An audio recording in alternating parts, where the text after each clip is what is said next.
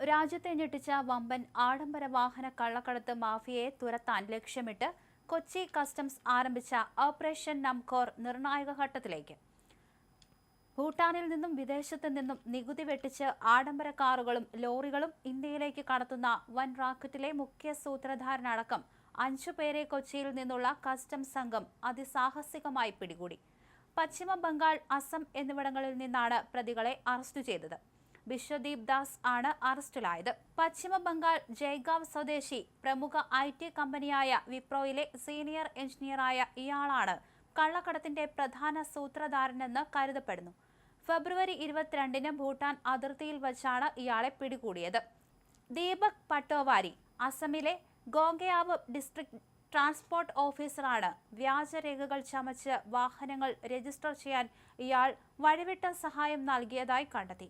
Ayub Ali, MD Mustafa Ahmed, Jalal Mandal, Assam സ്വദേശികളായ ഇവർ വാഹനക്കടത്തിന്റെ വിവിധ കണ്ണികളായി പ്രവർത്തിച്ചവരാണ്.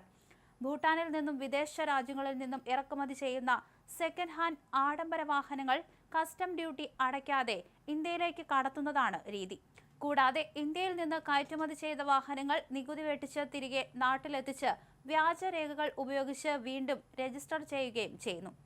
അസം പോലീസിന്റെ സഹായത്തോടെ നടത്തിയ അന്വേഷണത്തിൽ ഇത്തരത്തിൽ 460 വാഹനങ്ങൾ വ്യാജരേഖ ചമച്ച് രജിസ്റ്റർ ചെയ്തതായി കണ്ടെത്തിയിട്ടുണ്ട്.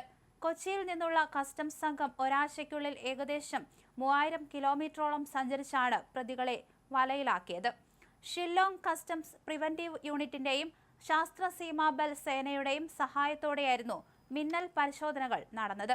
അറസ്റ്റ് ചെയ്ത ബിശ്വദീപ് ദാസിനെ ട്രാൻസിറ്റ് റിമാൻഡിൽ കൊച്ചിയിലെത്തിച്ച് കൂടുതൽ ചോദ്യം ചെയ്തു വരികയാണ്. എന്തായാലും ഇന്ത്യൻ ചരിത്രത്തിലെ തന്നെ ഏറ്റവും വലിയ വാഹനക്കള്ളക്കടത്ത് കേസായി ഓപ്പറേഷൻ നംകോർ മാറുകയാണ്. കൺട്രോളർ ആൻഡ് ഓഡിറ്റർ ജനറൽ പുറത്തുവിട്ട പുതിയ റിപ്പോർട്ട് പ്രകാരം ഒരേ എഞ്ചിൻ നമ്പറും ചേസിസ് നമ്പറുമുള്ള 15,849 വാഹനങ്ങൾ വടക്കുകിഴക്കൻ സംസ്ഥാനങ്ങളിൽ രജിസ്റ്റർ ചെയ്തിട്ടുണ്ട്.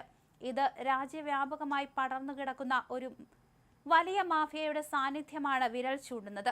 വരും ദിവസങ്ങളിൽ കൂടുതൽ അറസ്റ്റുകളും വാഹനങ്ങൾ പിടിച്ചെടുക്കലും ഉണ്ടാകുമെന്നാണ് ഇത്തരത്തിൽ കസ്റ്റംസ് നൽകുന്ന സൂചന.